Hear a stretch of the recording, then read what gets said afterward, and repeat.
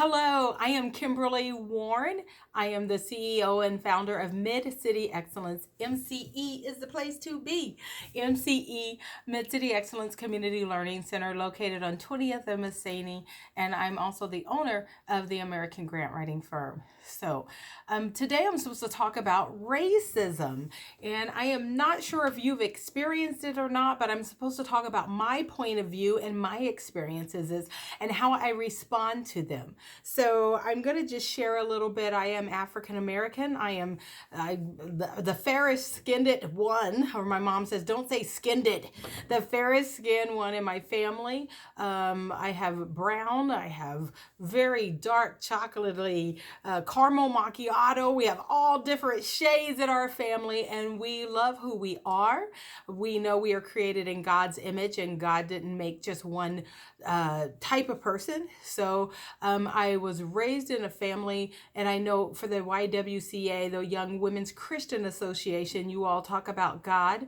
And I was raised in a family that has good Christian roots, where we learned that God had plans for us before we were even born, for us to prosper, for us to be in good health, and for us to have a destiny. And so a lot of times, even though we have a destiny, we don't know what the plan is, and we feel like maybe we're in the wilderness out there. And I know some of you may pray, and you may feel like from time to time, I don't know if anybody out there is listening to me, but I do believe that he's listening to us. But there's a lot of people in this world, even though God has a plan for you, even though your parents want you to prosper, there's a lot of people in this world that do not. And they have jealousies, they have insecurities, they treat you how they have been treated sometimes. And so I'm going to talk about racism today and how I respond to it. There's going to be people of your own ethnicity that don't like you because you have curly hair, because you're tall, because you're short, or they're tanning and they want tan skin with more melanin in them. So there's a lot of people that are jealous. My first degree was in psychology, and I learned in many of my classes that people sometimes treat you how they feel about themselves. So if they can't celebrate you and be happy for you, it really reflects more on the insecurity that they have within. We can't do much about how people feel about themselves, but you can set up some good parameters and a good defense so other people just don't walk into your life or your day, and they control your emotions, they control the outcome of your life and your success and your failures. Really, you have the power to decide what you're going to feed into.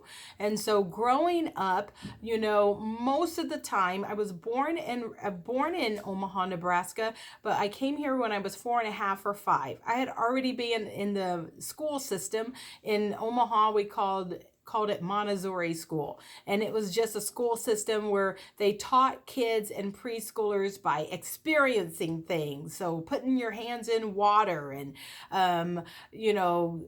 just experiencing life firsthand. So I was exposed to a fun way of learning, and there were people from all over the world that were in my preschool. I remember people that didn't look like me and some that did look like me. And probably the earliest experiences that I had with race was when one of the teachers asked my sister and I, who's a year, 1 month, and 1 day older than I am, they said, what color are you? And as a kid, you really don't know. You're yellow, you're brown, you're tan, you really don't have all these terms: African American, Negro, now black. People are like, can we say black now? They don't even know. If you don't know what to call people, ask them, what would you like for me to call you? How should I refer to you as? There's some people in business, we only talk about Kimberly. My family calls me Kimmy. And so ask them, is it okay to say Kim? And let them allow you to say that. But if they say, no, we don't say colored anymore, then just respect that. Don't be mad about it. Don't say, I'm not racist because I called you that. Just, if you want to have friends of different ethnicities, just go with whatever makes them feel comfortable, because we have not experienced racism or discrimination on every level for every culture. If you do not learn and grow and use that opportunity to be exposed to different type of people, then you're really limiting yourself for business, you're limiting yourself for wonderful friendships, and you're limiting yourself in how you interact with the rest of the world. So I was raised in Omaha, well, until I was 4.5. I thought I was grown. I was raised, but I was there. And so these teachers asked us, what color are you? And my sister said, we're black. And I said, no, Tony, you know we're white. You know we're white. She goes, girl, you know we black. And I was like, no, I'm white. I'm white. And I just cried and cried, because I thought the lighter you are, that means you were white. I didn't know. My dad was brown skinned. My mom was fair skinned, but olive color, and had more melanin than I did. So I just thought I was white. And so the teachers cracked up and they told our parents. And so, that is the longest running joke in our family. People are like, Kim's white. But really, ethnicity is really in the culture, and also your DNA of who you identify with. But many countries do not have the divisions like we do here in America, because in America, brown-skinned people did start with slavery. And over in Africa, Africa has 54 different countries in it, and maybe more by the time you produce this video, because everything's changing. But we just see Africa as Sudan and South Africa, but there's 54 different countries on the continent of Africa.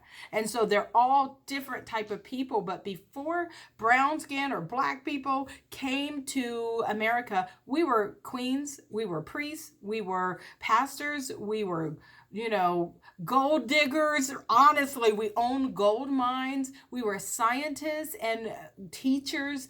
There, whatever makes up the community in our city, in our state, in our world here, it was the same in Africa. So, but when we came here, because we did not learn the language, we were 3/5 of a person, 3/5 of a man. And people did not respect us, because we came here and appeared to be indentured servants or slaves, and someone's property. So that's the climate that we're raised here in America. And you see that it's more prominent in certain cities than others, like in Atlanta and Kansas City and St. Louis, where you see bankers that are African American, you see scientists, you see people of all different ethnicities. I just got back from New York, and you hardly see white people in New York. It's just such a wonderful melting pot, and not to just melt down, but people are very proud, and they celebrate who they are and what their ethnicity is. So we had the little running joke, are we black, are we white? Some people feel like I can just self-identify and say I'm transracial, I'm black. However, the experience of most African Americans here in our community,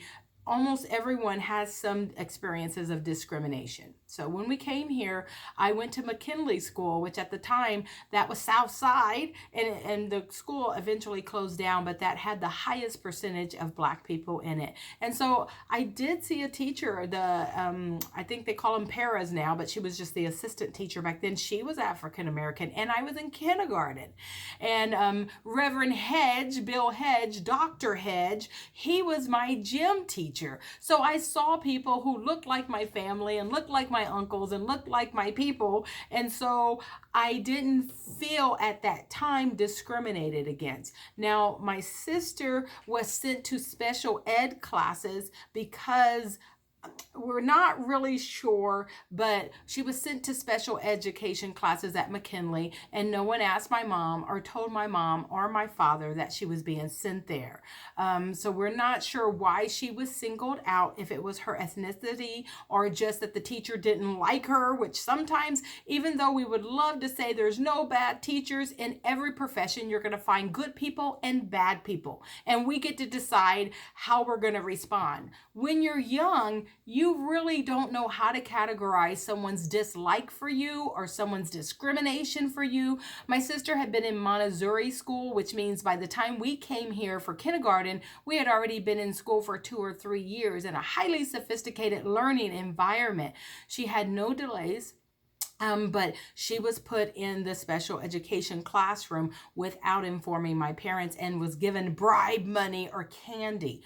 Not sure again why that experience happened. Sometimes you just feel discriminated against as a woman, as a teenager, as a person that's overweight. I've always been a little pudgy since kindergarten, and sometimes people didn't want me on my team because I couldn't run fast. So, there's different ways of being discriminated against, but probably by the time I got to my second school when McKinley closed down, that race was more of an issue because I was around more non-minorities, and I don't remember one single black teacher at Parkway School when I was growing up. I'm sure hopefully they have some there now, but I didn't remember any then. And I think there was only just a handful of kids that were in that whole entire school that identified themselves as African American.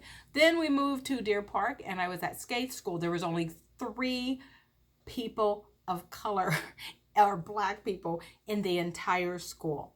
And so folks were asking questions about my hair, not just the teachers who were inquisitive, but those teachers could have looked at the record and, not impositioned us, but, adults do what they do. I don't think they were trying to tear us down at the Montessori school by asking us about our race. But at Skate School, there was only 3 black kids in the whole entire school. And it stayed like that for a long time. I had a 6th grader. I was in 3rd grade at Skates. I had a 6th grader call me the N-word.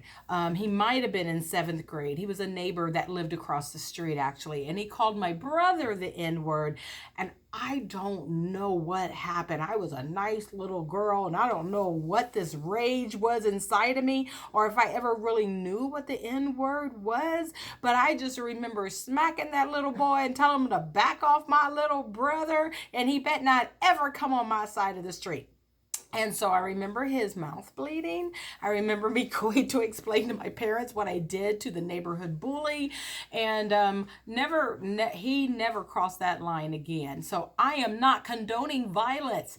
But sometimes, there's a lot of rage within people when they feel attacked. And when they feel that someone is questioning their character or questioning their ethnicity or telling them they don't have a right to be here. I do understand the violence that is going around our nation. I do not condone tearing down other people's property, burning people's property, blowing up cars, shooting folks. That is a counterproductive manner to handle victimization. That's a counterproductive way to handle being discriminated against. But I do understand the rage that is within them when people stand up and say, enough is enough. So today, before I close, I was supposed to share some experiences about racism, and I just want to leave you with some things to counteract it, because really it's not about you being tall, you being overweight, you having curly hair. In Africa, all the women were overweight. You look at the European art, and some of them, they don't have too many clothes on. You go to the museum and it'll make you blush, but all those women had 2 or 3 stomachs.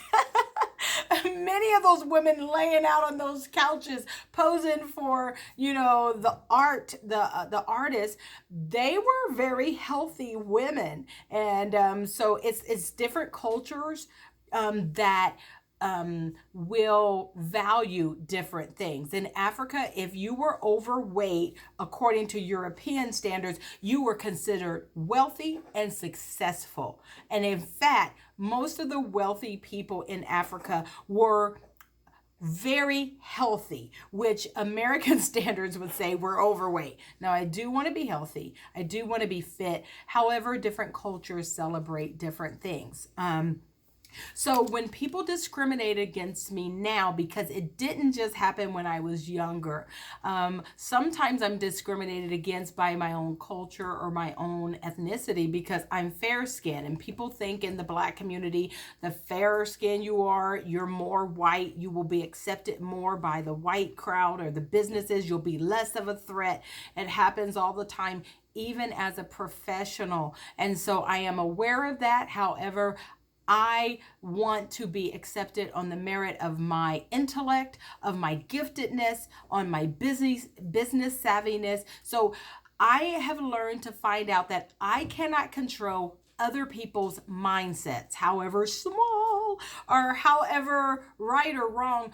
If someone doesn't like me based upon the color of my skin, now I can see if I go to work for a bank and I have tattoos on my face. I can see if I go work for a stockbroker and I have a lot of jewelry in my on my face and my ears and my hair, and it's distracting to that setting, or the message that I have on my forehead is distracting to business. Businesses still have a right to say, this is standard business dress. We want you to wear a jacket. We want you to wear a suit. We want you to close, no cleavage, or we don't want you to show your navel. Businesses do have a right to set those standards. There are some discriminatory regulations that are not allowed, with our gender, with our religion, and there's and our race, so our ethnicity. There's a whole list of things we cannot do in business, but they still have the right to set dress codes and set the standards. But weight, hair, tattoos, my clothes, my messages. I had a young man come to volunteer at our center. He had a Playboy bunny hat on, and I'm like, hey, okay, you're a role model now. I'm not wanting for you to wear anything that has messages on them that are distracting to the educational setting. So, but I cannot ever change the color or the melanin content of my skin. So there's some things I should not be overly concerned about. If people have a problem with you, number one, do not let them have power over how you value yourself or how you feel about yourself. You cannot change it. There's a lot of people that try to change to fit in, and they spend money changing their hair color. They still spend money putting in collagen in their lips or taking it out. They tan and they have risk with cancer, and they go through great extremes to try to be accepted by boys, by girls, by their the people they work with. And at the end of the day, if you're not happy with yourself, then you're doing yourself a disservice by saying, I shouldn't have been made this way. I shouldn't have been born this way. I shouldn't have this kind of hair, or why do my eyelashes do this? Okay, I'm not saying I'm against getting extended eyelashes or anything like that, because you see today I put on some makeup and I kind of try to accentuate the positives. However, I'm not going to do anything damaging to myself to be liked by a certain group of people. I'm not going to let them have power over my emotions. I even turned off the TV today and said, I'm not watching the TV. I feel joyful. I feel productive. I'm going to work down at the center. I'm going to rearrange the games cabinet. I'm going to go work at my grant writing firm. I'm going to work. So I feel like I've accomplished something today. I am not going to be mad, mean, and hateful because someone in another state on the television says I should feel depressed today or I should feel angry today. So number one, do not let other people have power over you. Number two, for every negative thing you're going to take out of your life or remove, replace it with something positive. So if you could say, I don't like the way they're talking about Chinese people at my lunch table. I don't know if you even get to sit and eat lunch together because of COVID right now, but if you don't like what a certain group of people are doing to you or saying about other people or making fun of someone because of who they are or because what ethnicity they are, even if it's your parents that say you can't have black friends or don't you ever date anybody that's Mexican, you have to decide for yourself. I'm not telling you to be disrespectful to your parents at all, but you get to decide what kind of character, what kind of integrity, what kind of person you're going to be. So for everything negative that you're going to say, I'm going to take this out of my life. Replace it with some positive friends. Replace it with people that are going in a forward direction instead of telling you you can't go to college or it's whack to go volunteer over there with those kids. Don't listen to them. Replace it with something positive and hang out with someone who's wiser than you, who can push you to do something positive. You may not know what you don't know. And many people that reject good wisdom and good mentorships 10 years down the line, after they got 5 kids, after they got bankruptcies, after they've had their car repossessed, after they've been to jail a couple times, after they have an STD, they're sitting there thinking, man, I wish I would have listened to grandma. I wish I would have listened to that teacher that was trying to get me to get a scholarship to go to school. I wish, but the sooner you make those choices to surround yourself with positive people or replace the drugs with something positive like a pottery class, or replace drinking and smoking to protect your lungs and your liver and your body, as soon as you do that, then it's going to be a win-win situation for you. So number one, don't let others have power over you by how they value you or how they feel about you. Number two, for every negative person that's calling you names, like they called me the N-word or said I wasn't really black or that I wasn't smart when I knew I was smart, I have to replace that with something positive that I can feed into. You can even go to YouTube and listen to Psalms and Proverbs. You can go to YouTube and get motivational speaking from a coach, or surround yourself with someone that's going to motivate you to go in a forward direction. And the last thing is, focus on your destiny. If you don't know what your purpose is, that's the number one reason why people are depressed. Number one reason, in my opinion, in the educational setting, why people don't want to live anymore, because they don't feel like I have anything to contribute to this life. So hang out with someone who will do an interest survey, or if you think you want to be a veterinarian, go volunteer at a veterinarian's office. If you see someone in the community or at the Y that you admire, go say, can I please volunteer to help file for you, to help vacuum for you, to help you with the youth, to help you with the marketing campaign, and see if you can help discover what your purpose is in life. Don't continue in a negative state of mind. Don't continue in a depression state of mind when you may just be one day, 1 week, one phone call away for connecting to what your destiny is. Regardless of what other people say about you, God has positive plans for you to be in good health and to prosper and to contribute something positive to this world, to your family, to this nation. So be of good courage and don't give up. You may be closer than what you ever imagine to fulfilling your destiny and making a better world for this place. I hope that has helped you in my sharing of how I've dealt with discrimination and racism, people that just don't like me. Again, don't give other people power over you.